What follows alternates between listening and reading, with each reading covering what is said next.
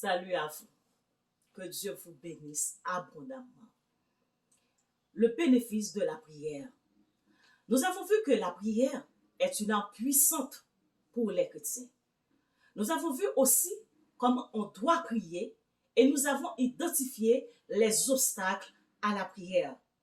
Aujourd'hui, nous allons voir ensemble les bienfaits de la prière, ce qu'elle nous rapporte. Dans 2 Chroniques chapitre 20, nous sommes en face d'un roi qui s'appelle Josaphat.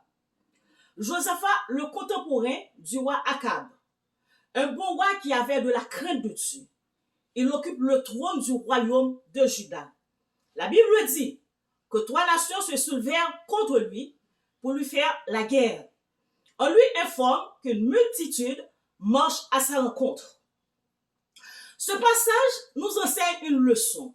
Les comportements qu'un chrétien doit avoir en face des difficultés, des dangers, des combats spirituels. Quand Josaphat a appris la nouvelle, il a eu peur parce que 3 nations marchaient contre lui. C'est une réaction normale pour un humain.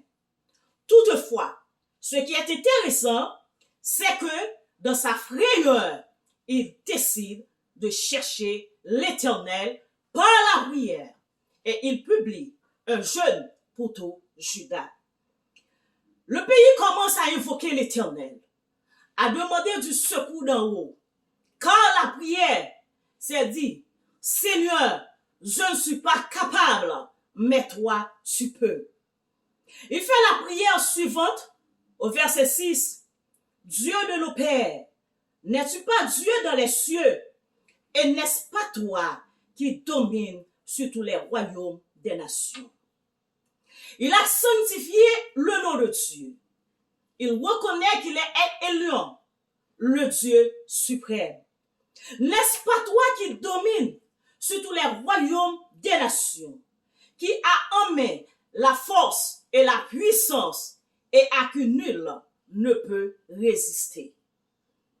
Mieux encore, il évoque les promesses de Dieu pour les motiver à compter sur lui afin de gagner la bataille.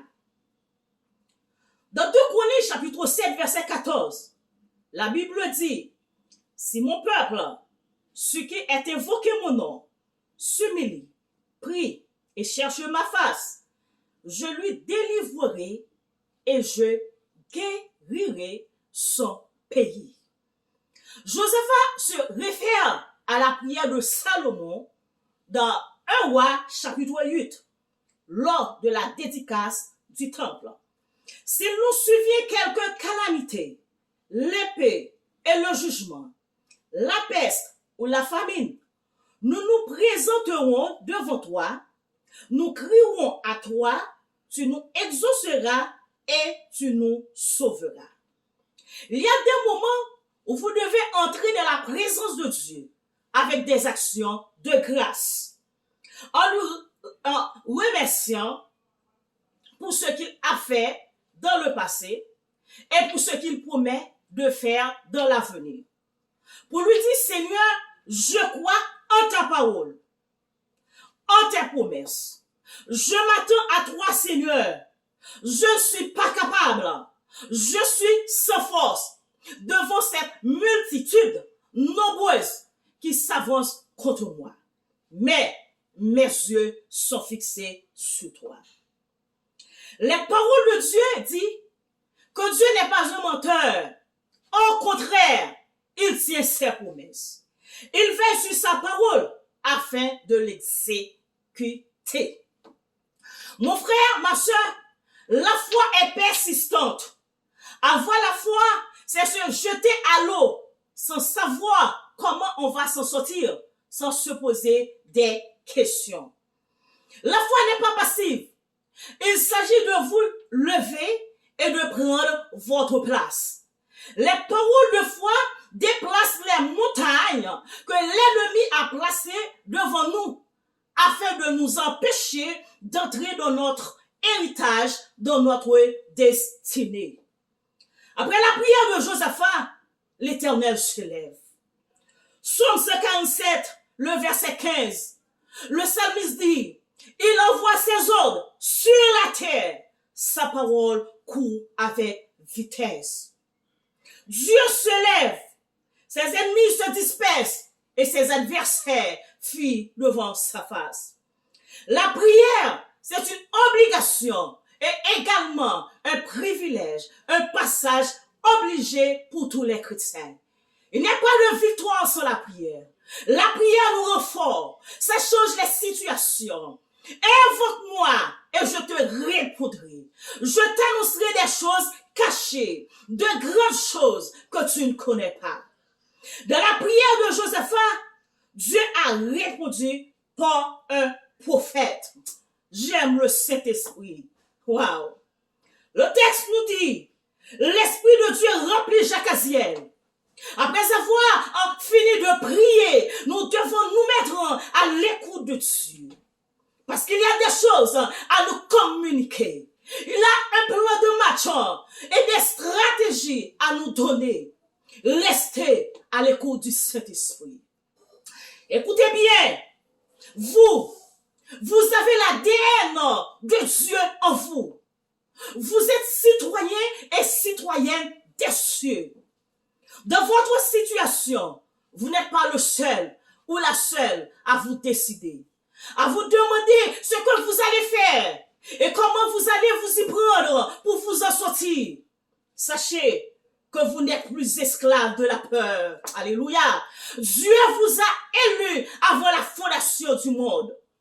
Vos peurs se noient dans son amour. Jacaziel, sous la dictée du Saint-Esprit, leur parle en leur disant, oh, ceci, soyez attentifs, tout Juda et habitants de Jérusalem, et toi, roi Josaphat, ainsi vous parle l'Éternel. Ne craignez point, alléluia, et ne vous effrayez point devant cette multitude nombreuse, car ce sera pas vous qui combattrez, mais c'est Dieu. Quand le Saint-Esprit entre en scène, l'atmosphère change. Ça sent la victoire. Ça sent la guérison. Je ne sais pas combien d'entre vous qui sont en face d'un ennemi puissant. Mais ma parole pour vous, restez calme. Ne vous inquiétez pas de la grosseur de l'ennemi, mais ayez les yeux fixés sur Jésus. Dans le psaume 89, David dit, son bras est puissant, sa main est forte et sa droite est élevée. Alléluia. Peu importe ce que vous traversez en ce moment, il peut combattre pour vous comme il a fait pour Josaphat. Dans la prière, le roi a trouvé le plan de la bataille. Le plan n'est pas dans vos livres, de votre savoir, mais de la prière et de la communion avec Dieu. Vous qui êtes un homme ou une femme ministérielle, vous devez avoir des moments avec le Seigneur pour vous donner le plan du ministère. Vous ne pouvez pas décider par vous-même. Demain, descendez contre eux. Le Saint-Esprit lui a tout révélé. Le Saint-Esprit lui révèle le lieu où ils devront passer. Vous n'aurez plus à combattre dans cette affaire. Présentez-vous et tenez-vous là et vous verrez la délivrance que l'Éternel vous accordera. Il y a des moments où vous n'avez pas besoin de répondre à l'adversaire. Gardez votre calme. Ignorez-les. Vous et moi, on est parfois émotifs en face des situations difficiles. On fait beaucoup de bruit. Beaucoup d'entre nous sont victimes parce que nous ne savons pas comment chercher Dieu. Comment faire appel à son secours. Au lieu de chercher Dieu de la prière, nous voulons plutôt prendre les choses en main. On doit tout donner de la prière. Nous devons tout dire à Jésus. Alléluia. Quand tout semble noir, quand Satan suit des chaînes, quand les vents contraires sont en train de souffler fort, quand nos ennemis nous dérangent, nous ne pouvons pas porter tout seuls nos fardeaux. Quand l'ennemi veut vous intimider, ne vous effrayez pas. Mais approchez-vous du trône de la grâce avec assurance. Alléluia. Dieu est l'ami infaillible. Il est le Dieu sur qui on peut compter.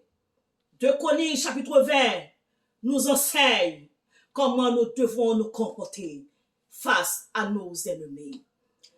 Face aux situations difficiles. Quelle position nous devons prendre? Le secret est dans la parole de Dieu, dans la prière. La prière et la louange vont de pair. Après avoir fini de prier, vous devez commencer à louer. Dieu est au milieu de la louange. Alléluia. Dieu est au milieu de la louange. Sa présence se manifeste. Sa puissance se déploie. Alléluia. La prière et la louange amènent la présence de Dieu. La puissance, le miracle, la délivrance, la liberté. Quand il commence à louer, l'Éternel place une embuscade contre les ennemis. Et il commence à se dévorer les uns les autres. Le résultat de la prière de Josaphat, c'est la victoire. Là où il y a la prière, là où il y a la louange, l'autorité spirituelle libère. La prière nous communique la force. Alléluia. Oh, alléluia. La prière nous communique la force. J'aimerais que vous sachiez que vous êtes une race élue.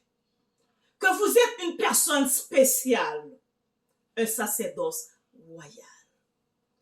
C'est-à-dire, vous faites partie de la royauté. Et c'est pas n'importe laquelle. Une royauté de roi qui est le roi des rois, le Seigneur des seigneurs. Alléluia.